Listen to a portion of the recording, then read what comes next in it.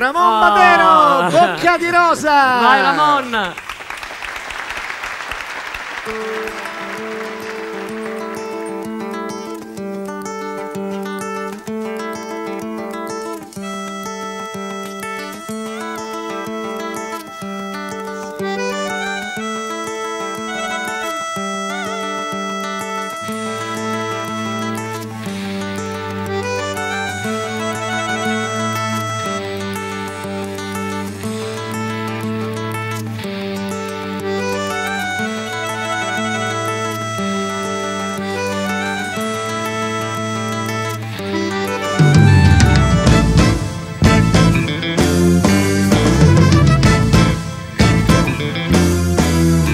La chiamavano Bocca di Rosa, metteva l'amore, metteva l'amore. La chiamavano Bocca di Rosa, metteva l'amore sopra ogni cosa. Appena scese alla stazione del paesino di Sant'Ilario, tutti si accorsero con uno sguardo che non si trattava di un missionario. C'è chi l'amore lo fa per noia, chi se lo sceglie per professione. Bocca di Rosa nell'uno e nell'altro, lei lo faceva per passione. Ma la passione spesso conduce a soddisfare la propria moglie, senza indagare se il concupito ha il cuore libero oppure a moglie. E fu così che da un giorno all'altro Bocca di Rosa si tirò addosso l'ira funesta delle gagliette a cui aveva sottratto l'osso. Ma le comare di un paesino non brillano certo l'iniziativa, le contromisure fino a quel punto si limitavano all'infettiva.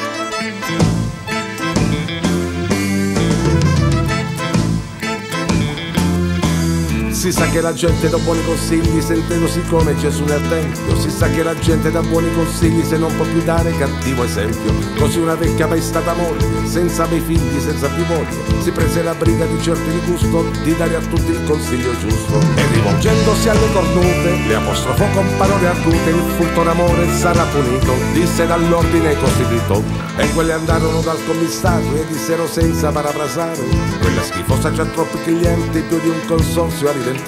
Ed arrivarono 4 gendarmi con i pennacchi, ed arrivarono 4 gendarmi con i pennacchi e con le armi. Il cuore tenero non è una dote di cui si accolgono i carabinieri, ma quella volta a prendere il treno l'accompagnarono malvolentieri.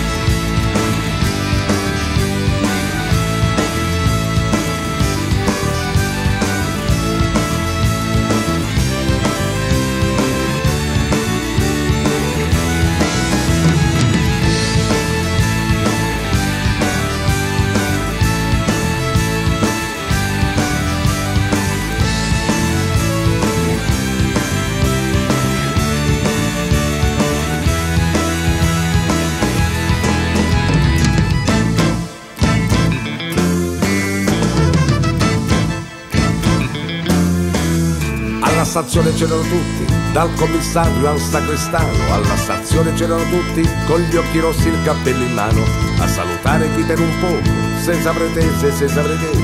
Al salutare chi per un poco portò l'amore nel paese. C'era un cartello giallo con una scritta nera, diceva addio Bocca di Rosa, con te se ne parte la primavera.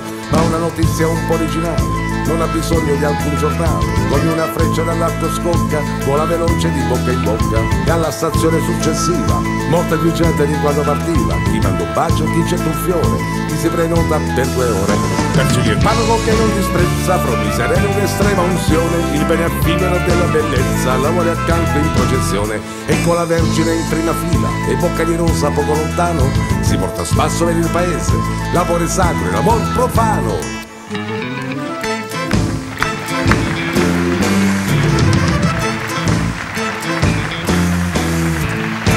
Bravi, bravi!